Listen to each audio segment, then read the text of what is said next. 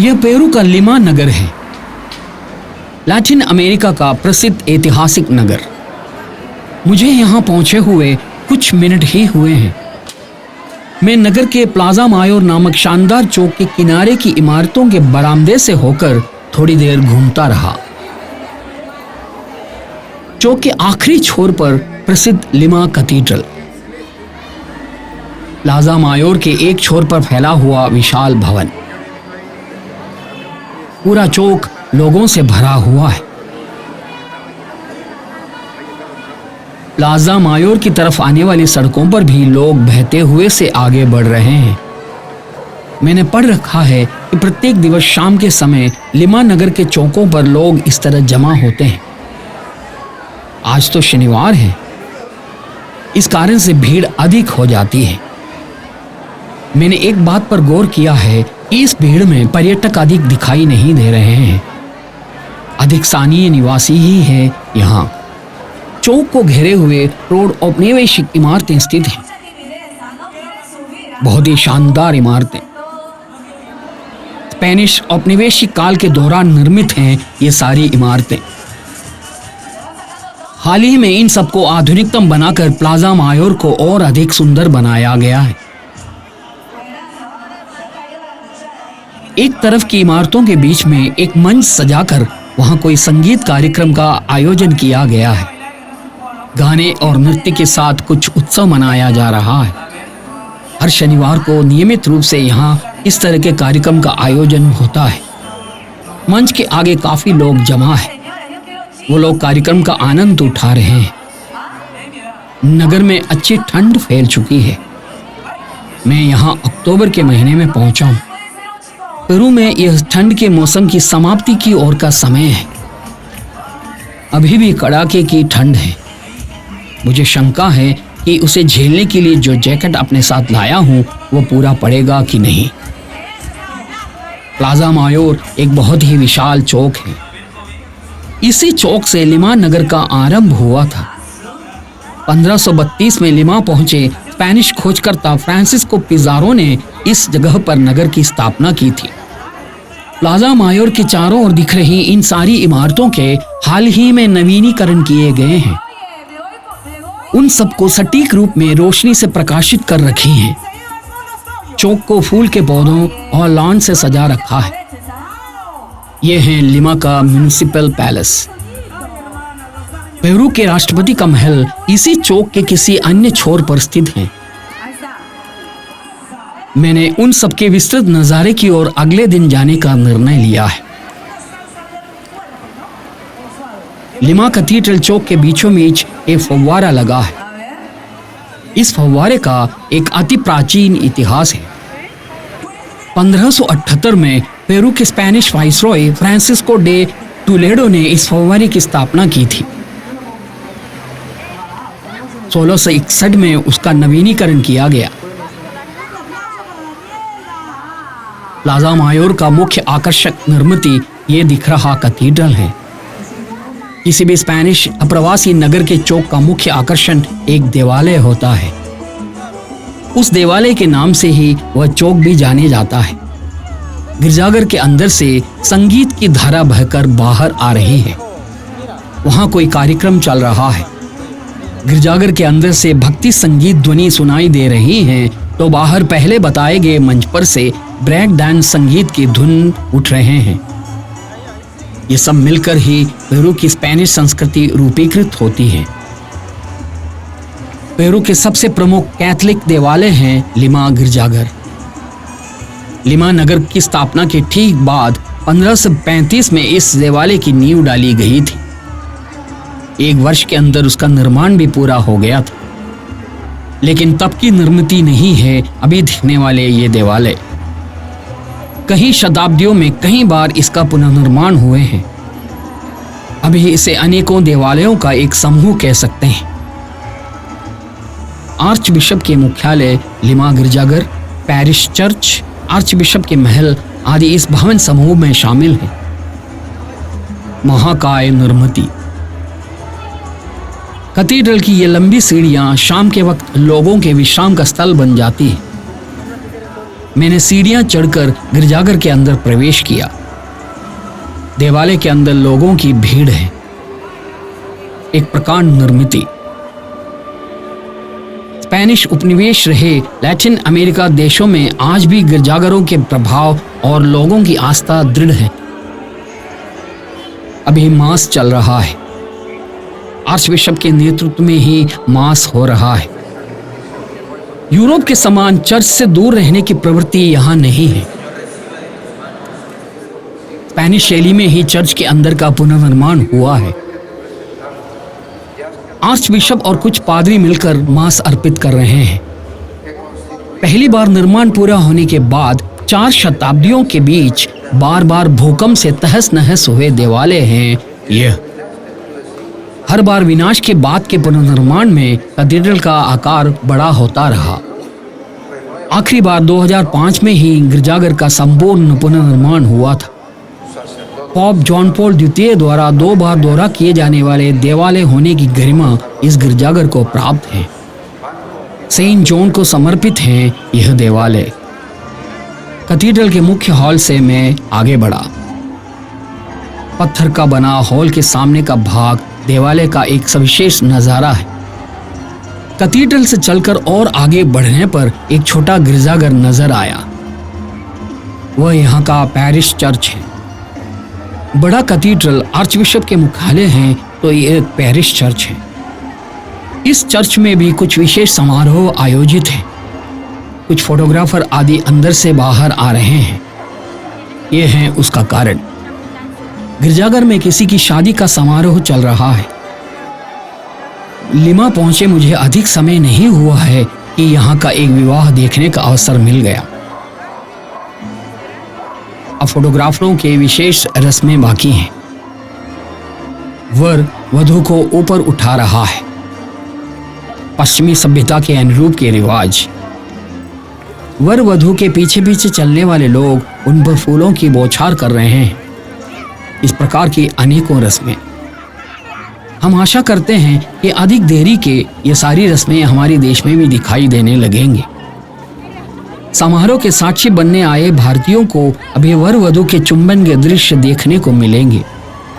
मैं इस आशा के साथ सारे दृश्यों को कैमरे में समेट रहा हूं कि इन नज़ारों से प्रेरित होकर भारतीयों की शादी में भी ऐसे कुछ देखने को मिले। लेकिन ये सब सदियों पहले की स्पेनिश सभ्यता से पेरू पहुंची हुई विवाह की रस्में हैं। रिश्तेदार और मित्रगण आकर वधू को चूम रहे हैं, अभिवादन कर रहे हैं। इस प्रकार मैं पेरू नामक लैटिन अमेरिकन देश की सभ्यता को नजदीक से जानने में लगा हूं। गिरजाघर के आगे बहुत बड़ी भीड़ लगी है। लेकिन मैं फिर से लिमा कैथेड्रल के इतिहास दर्शाने वाले नजारों की ओर घूमा। यह आर्चबिशप के महल का भाग है। लकड़ी के छज्जों वाला महल 4.5 शताब्दियों के इतिहास को संभाले खड़ा है। यह महल सबसे अंत में 1940 में ही भूकंप से लिमा गिरजाघर को क्षति पहुंची थी। उसके बाद एमिली ओ आर्चिटरी नामक वास्तुकार के नेतृत्व में इसका पुनर्निर्माण हुआ था। देवालय की दीवारों पर अभी दिखने वाले कई शिल्पों में 2-3 शताब्दी पुराने इतिहास छिपे हैं। देवालय की सीढ़ियों पर खड़े रहने पर नीचे ये नज़ारे नजर आ रहे हैं। दीपों से अलंकृत सुंदर प्लाजा मायोर लिमा नगर के सबसे प्रमुख चौक है। यह 2500 वर्ग किलोमीटर विस्तृत नगर है लिमा। नगर की स्थापना हुई जगह का चौक होने के कारण प्लाजा मायोर प्रमुख है। जैसे जैसे शाम गहराता जा रहा है और अधिक लोग कैथेड्रल के पत्थर के बने बेंच और सीढ़ियों पर अपना स्थान ग्रहण कर रहे हैं। विशेषों के आदान प्रदान करके फोटो खींचकर बीच में उठकर भोजन करने के लिए रेस्तरां जाकर लौटते हुए वो शाम के वक्त को आनंददायक बना रहे हैं। इस प्रकार से लोगों के जमा होने की अनेकों जगह पश्चिमी देशों में दिखते हैं। प्लाजा मायोर के अंदर से होकर जीप भी जा रही है। मैंने चौक के अंदर से चलना जारी रखा। पेरू नामक देश को नजदीक से जानने की यात्रा की शुरुआत 5 शताब्दी पहले निर्मित प्लाजा मायोर से करने का निर्णय लिया है मैंने। रात गहराने पर या ठंड बढ़ने पर भी लोग चौक से वापसी नहीं कर रहे हैं। मैंने पढ़ रखा है कि यहाँ की रात्रि का उत्सव अगली सुबह तक चलता रहता है। लिमा के पुराने शहर के ठीक बीच में स्थित है यह चौक। समीप काल तक लुटेरे, ड्रग माफिया आदि लोगों के स्वच्छंद घूमते रहने की जगह थी यह। पिछले 2 सालों के बीच नगर के प्रशासन और पुलिस के द्वारा लिमा में स्थित चौकों में कानून व्यवस्था सुनिश्चित की गई। इसके बावजूद मेरे अपने देश से रवाना होने से पहले भी मैंने यह जाना था कि यह नगर अपराधी गिरोहों के विचरण स्थल हुआ करता है। चौक के एक तरफ स्थित मंच पर सांस्कृतिक कार्यक्रम जारी है। मंच पर अनेकों कलाकार उपस्थित हैं। संगीत और नृत्य लैटिन अमेरिकन की सिराओं में व्याप्त भावनाएं हैं। जिंदगी गरीबी में डूबी है तो भी यहाँ की जनता उसे हमेशा उत्साह के साथ ही जीना पसंद करती है। चौक के पत्थर बिछाए गए रास्ते से होकर मैंने चलना जारी रखा। चौक के चारों ओर की इमारतों पर एक ही तरह के रंगों की पुताई हो रखी है। चौक के नजारों को खूबसूरत बनाने में उसकी भी भागीदारी है। पेरू की राजधानी वाला नगर पहली नजर में ही हर किसी के मन को लुभाता है। चौक की एक तरफ सुंदर घोड़ों को जोती हुई इस तरह की गाड़ियां पर्यटकों के इंतजार में खड़ी रहती हैं। इस गाड़ी में रवाना होने पर पुराने शहर के रात्रि नजारों के आनंद उठाने के बाद लौटकर यहीं आ सकते हैं। प्लाजा मायोर को मिलाकर लिमा के प्रमुख चौकों में दिन के समय ही अधिक पर्यटक आते हैं। रात्रि समय इन चौकों पर निकलने से पर्यटक डरते हैं। इसका कारण यही है कि लिमा का इतिहास ही डरावना है। लिमा के चोर उच्छकों के नगर होने की बदनामी अन्य देशों के पर्यटकों के बीच आज भी व्याप्त है। प्लाजा मायोर के चारों ओर की इमारतों में इस प्रकार के बरामदे होते हैं। बारिश और ठंड से बचते हुए उन पर से होकर घूम सकते हैं। कई जगहों पर पुलिस गाड़ियां खड़ी हैं। पुलिस की निरंतर सतर्कता से ही इस आधुनिक काल में नगर को सुरक्षित रख पाने में वो सफल हैं। कई इमारतों में रेस्तरां हैं। बहुत सारी कपड़े की दुकानें भी हैं। पेरू का सिक्का सोल है। एक सोल का मूल्य 22 भारतीय रुपए है। प्लाजा मायोर से चलते हुए मैं यूनियन स्ट्रीट पहुंचा हूं। मायोर चौक पहुंचने वाले अनेकों स्ट्रीट में से एक है यह। इसकी सविशेषता यह है कि यह पैदल चलकर मायोर चौक पहुंचने वाली स्ट्रीटों में से एक है। इस स्ट्रीट से पैदल चलने मात्र की ही अनुमति प्राप्त है। अन्य स्ट्रीटों में गाड़ियों के प्रवेश करने की अनुमति है। टाइल्स और ग्रेनाइट बिछे हुए सुंदर स्ट्रीट। दुनिया में किसी भी देश में इस तरह के पैदल चलने के स्ट्रीट से होकर चलना एक मनोरंजक अनुभव है। स्ट्रीट के किनारे पर अनेकों दुकानें, रेस्तरां और कपड़े की दुकानें अधिक हैं। सारी दुकानों में अच्छी बिक्री चल रही है। ठंड का मौसम समाप्ति की ओर अग्रसर होने के कारण हो सकता है कि कंबल और जैकेट सस्ते में बेचकर खत्म किए जा रहे हैं। सामानों के दाम दुकानों में प्रदर्शित कर रखे हैं। यूनियन स्ट्रीट से होकर मैं फिर से आगे की ओर चला। 20वीं सदी के आरंभ काल में लिमा के धनवानों के आवास केंद्र और उसके शॉपिंग मॉल इस स्ट्रीट के दोनों ओर हुआ करते थे।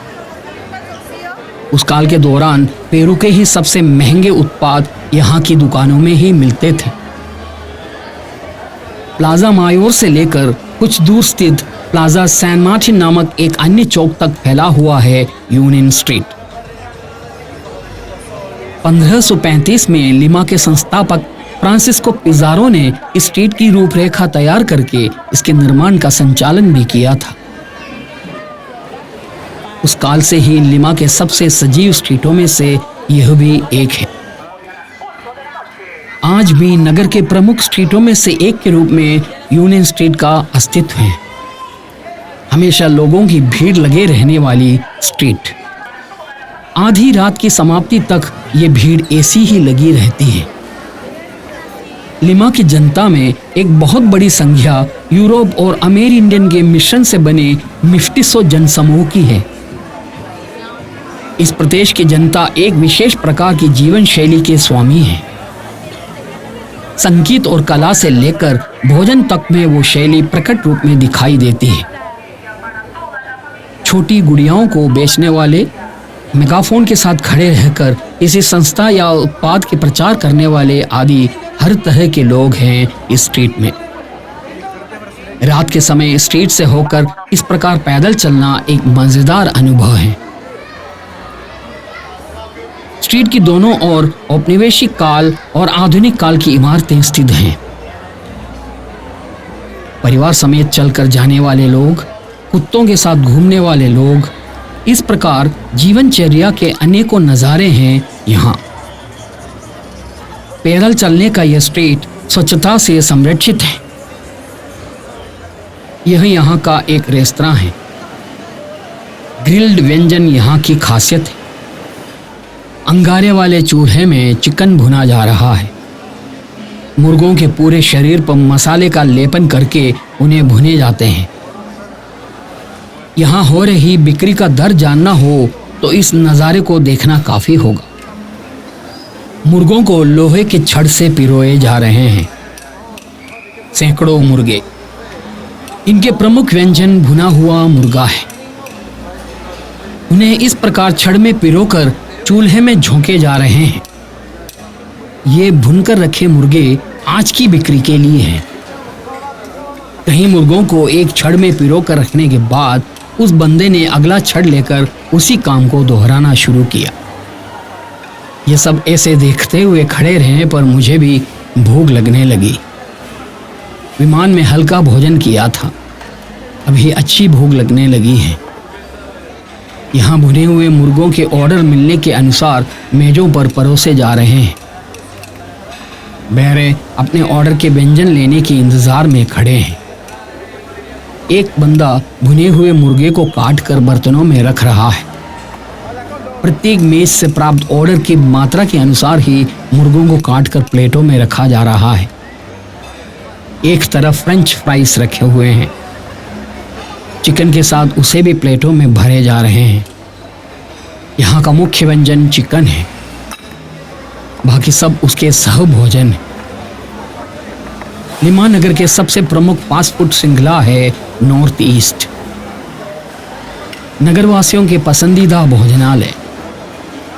इसी कारण से हर समय यहाँ भीड़ रहती है।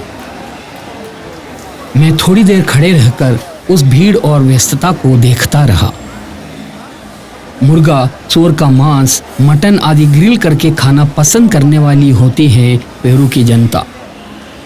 यह देश की जनता इनका स्पेनिश शैली में भोजन तैयार करती है। कूटकर चूरा किए हुए सूअर के मांस को ग्रिल किए जाना पेरू के घरों में विशेष अवसरों के व्यंजन है। वह प्रादेशिक स्तर पर चटाड़ो नाम से जाना जाता है। मुर्गे का मांस और बहुत सारी हरी सब्जी वाले व्यंजन को यहाँ लोबो साल्टोडो कहते हैं। पेरू में बड़े परिवार होते हैं। प्रत्येक परिवार में 10 से 12 सदस्य होते हैं। भुने हुए चिकन ऑर्डर के अनुसार परोसे गए हैं तो लोहे की छड़ में पिरोए गए मुर्गे पकने लगे। मैं काफ़ी देर तक वो दृश्य देखता रहा। इतने सारे चिकन एक साथ खाने की मेज पर परोसे जाना एक मनोरंजक नज़ारा है। एक इमारत की 2 मंजिलों में नॉर्थ ईस्ट रेस्टोरेंट कार्यरत है। मैंने उसकी ऊपरी मंजिल पर जाने का निर्णय लिया। एक साथ सैकड़ों की संख्या में लोग रेस्टोरेंट में बैठकर भोजन कर रहे हैं। ऊपरी मंजिल पर मैं एक सीट पर बैठा तो वहां से नीचे रसोई में काम होते हुए दिखाई दे रहा है। इमारत के अंदर की तरफ रसोई नहीं है। प्रत्येक मेज की चारों ओर एक परिवार है। जन्मदिन मनाने वाले परिवार तक को मैंने उनमें देखा। एक बैरा मेरे खाने के भी व्यंजन लेकर सीढ़ियां चढ़ते हुए ऊपर आ रहा है। यह है भोजन। थोड़ा चावल, बीफ, फ्रेंच फ्राइज और उबले हुए केले का एक टुकड़ा। लैटिन अमेरिकन व्यंजन ऐसे होते हैं। रेस्टोरेंट से बाहर निकलने तक 9 बज चुका था। रात को लिमा का यह सिटी सेंटर सोता नहीं है। अभी बहुत सारे नज़ारे बाकी हैं। उन नज़ारों की ओर चलना मैंने जारी रखा।